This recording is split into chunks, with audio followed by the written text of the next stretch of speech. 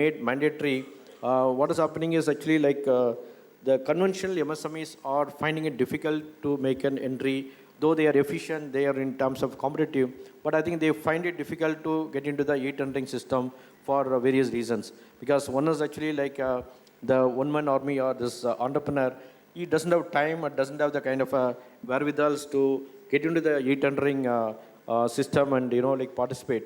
I think now this requires kind of a hand-holding or this kind of a development of some kind of in-house expertise. Because see, if you want to really grow and if you want to really get into this e-marketing space, because which is going to be the order of the day in the future, I think you need to create your own internal talent, and you need to at least your next generation should be completely equipped to handle this e-tendering. Otherwise, actually, like even there is government might float tenders. In fact, the last year, the government public sector procurement itself was about almost 1,25,000 crores. And out of that, actually, if you look at how much was actually like awarded to MSMEs, it's only micro small enterprise, only about 23,000 crores. So that means the balance is actually all basically going to the corporates or like foreign suppliers, because they are all completely tech savvy and they have all the wherewithals and they have the required backups. So I think this e-tendering is one area actually where especially like this your expertise or in-house support base has to be really developed so that you will be able to be part of that supply chain. Logistics also, which I was just mentioning, because there is a huge demand for logistics services in the country, not only for keeping your like finished products, even for keeping your raw materials, or even to keep your intermediaries. This is one area actually we are also looking at, because most of the MSMEs suffer on this front, because either they are exploited by the service providers, or they have to cut down the production, or they have to adopt a different kind of strategies. So I think what we feel is actually it is if we can aggregate the service providers, like even from small kind of warehousing to large scale warehousing, I think this will help in MSMEs to get the space of their choice at a very competitive rate. Plus again, even this machine and technology which I was just telling about, there's a lot of manufacturers of machines in India. In fact, even Coimbatore itself, I think, must be having more than 3,000 manufacturers manufacturing different kind of machines. And of course, they all have to put in their own effort in selling the product, or they have to create their own sales networks, or they have to export the product. But in case if there is an aggregation, digital aggregation of all these machines, so I think we also going to aggregate the potential buyers. We also like hyperlink this websites with a lot of prospective buyers, including exporters and importers. So I think definitely this will give a kind of a virtual display or virtual exhibition of your machines and technologies. And I think it will also help you in getting very trustworthy buyers. I think this is probably will help.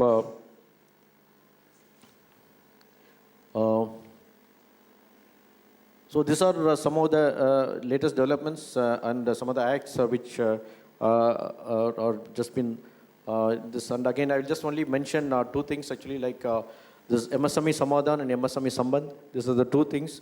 And this are recent launches by the Ministry of MSME. Samadhan is a scheme where the aggrieved MSMEs, if they have any issues with regard to the payments, they can always log into this website, and this will be regularly monitored by the ministry up to the secretary level, and it also will be escalated to the concerned public sector or the secretary. And the MSME Sambandh is a portal which is launched where the public sectors can display all their products along with their last purchase price list, which will help the MSMEs to get a kind of indicative rates of the thing, and they can participate in the future tenders. Plus again, the Udyog Aadhaar is, I think all of you must be aware, because now everything is completely through online registration. Plus these are some of the various, of course, this I think it is already mentioned, so I do not want to repeat actually. So these were some more intervention. I think maybe like I should not, for want of time, I don't want to take more time on this. So I think these are some of the government initiatives. So I would request the entrepreneurs to interact, to again, like approach the officers, because MSME Ministry has got NSIC, plus we also have MSME DI. We have so many other state government institutions. It is actually like the kind of schemes and interventions are lot many. In fact, it may not be even it may not reach most of the people. But it is always now most of the things are available in the website, or it's available in our through our offices. I would request every one of you to approach our office or just see the website, so that any new development, any new interventions will be updated to you. And I'm sure actually we'll be too happy to help you. Thank you. Mr. Dekumar, if you could quickly stay back.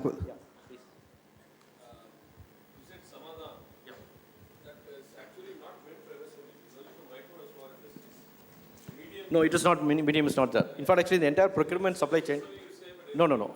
It is basically only for micro and small, and not for medium. Medium is not in the part of the supply chain. We are not even able to enter our query. No, it's not possible. Yeah. Micro is not, medium is not included in the supply chain. Then say MSE. Yeah, MSE, yeah, right. Sorry, I stand corrected. It's only MSE.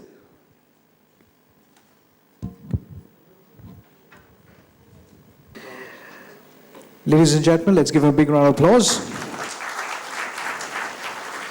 Right, I know the evening has been very heavy with a lot of insight from the industry. Chief Operating Officer, CEO, Dynamic Hydraulics TM, former Quality Assurance Manager, SME Aerospace, Kuala Lumpur, Malaysia.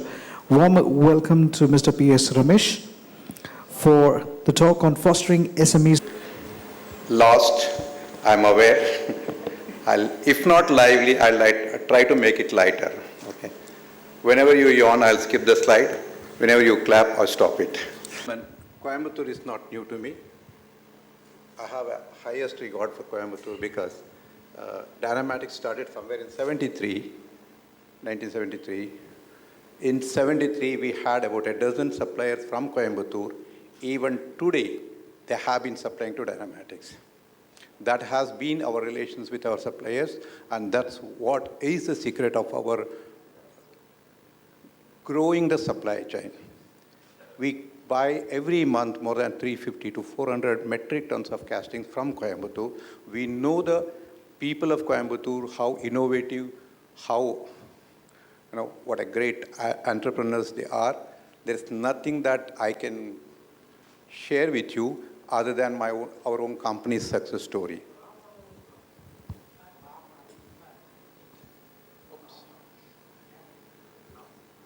I'll skip all this. All that we know is small and medium-scale enterprises have a great potential, but they have got a lot of challenges. That is the underlining message. And let's look at that, how we can get over, or what is the best we can do it. Okay.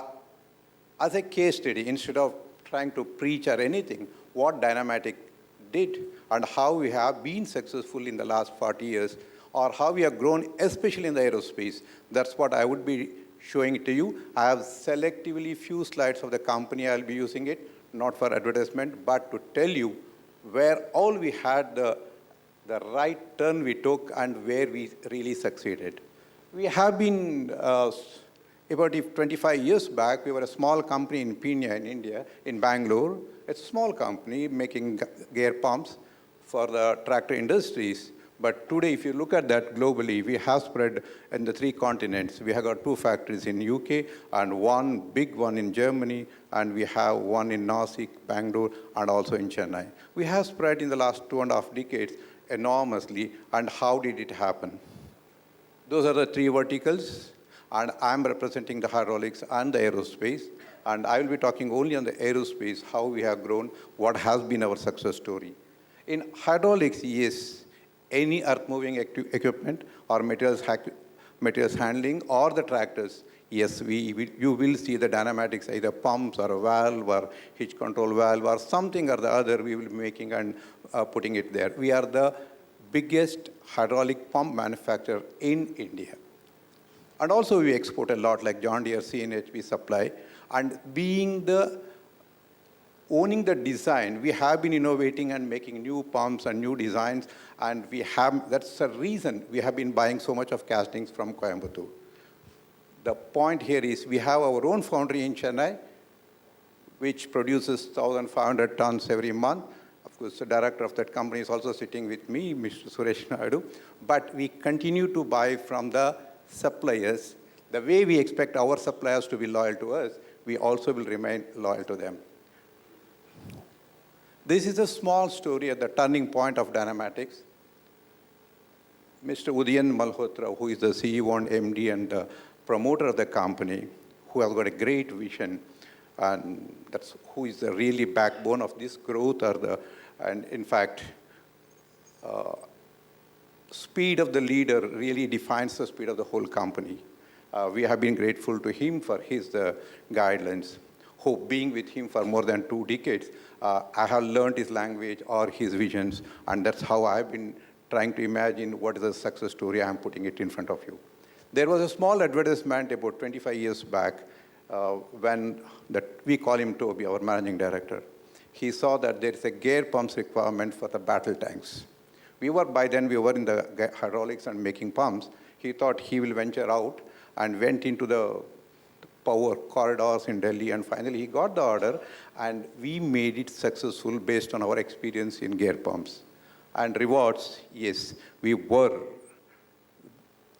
rewarded by the defense minister for indigenizing those gear pumps, turret, and all the complete hydraulic system for the battle tank. Even today we have been supplying. It's not a big one by volumes or the money, but the pride that, yes, we entered into a big game and we have been successful in participating in the defense sector. That was the turning point. We accepted the opportunities that came in our way. Probably that was the secret of our success then. But he continued to keep in touch the right connections. Though at the age of 20, he was working very closely with IIT Kanpur, with Dr. Abdul Kalam and Dr. Raja Ramanna, such greats, where he went behind the technology, not the business. He believed in business relations, not the business volumes. And definitely it paid the rich dividends. And since we remained connected, yes, we had breakthroughs again and again. You see the gentleman who is standing in the center is none other than the legendary, the cosmonaut, Air Commodore Ravish Malhotra. We started the aerospace business in a small garage, probably 1/5 of this hall, small place. We started tinkering the sheet metal, doing something here and there, riveting and handing over to, this was a UAV, what we got the order. We made it and we delivered. It's not a big one as far as the volumes are concerned and returns are concerned, margins are concerned, but the pride that, yes, somewhere we entered into the aerospace. Then came a bigger order for the Kiran, for the HJT-36, for making the flaps and ailerons. And then in a much, much bigger way, the Sukhoi, the biggest and the best bomber in the world, to make the complete control surfaces. And we have been producing and we have been supplying to the HAL and they went to the Indian Air Force. And the reward is, last December, we celebrated the 100th ship set, giving it to the HAL, and we were recognized by the State Minister for Defense, Mr. Subhash Bamre. He was there, and that is the gentleman who is standing on the extreme left is our managing director. And wherever he goes, obviously, you will see them only wearing the T-shirt. That's from the promoter to the trainee, we have the only one uniform. Now we have been producing the Tejas, the front fuselage, for the supersonic aircraft designed by HAL. The point here is, it's not only the product. To make those products, obviously, we developed such a fabulous ecosystem, right from tooling, sheet metal, everything. And our growth, the journey with DRDO or ADE or HAL has been starting from a small UAV, then subsonic aircraft, and then gone into the supersonic aircraft, and finally making the front fuselage of the Tejas. Volume-wise, the returns-wise may not be great, but that served as a launching pad for Dynamatics to get the feel of the aerospace, and we learned the tricks of the trade. there's a saying, fortune favors the prepared mind. That's what we believe. This is what our managing director keeps telling. Then came the big order on the Western order from the Airbus. This was from the Spirit Aerosystems, which we were assessed. That's a very interesting story. When they looked at different countries, they found India one of the very interesting one. And again there, these are not our slides. This is Spirit Aerosystems in 2006, what they assessed Dynamatics. They found this insignificant small company somewhere in the Pina has the potential, speed, and energy, and they came to us and placed the orders for these flap track beams. Remember flap track beams? We started somewhere in 2008. Till today, we have remained a single source. We have been supplying to the Airbus, and the way we picked it up, it is from a hostile income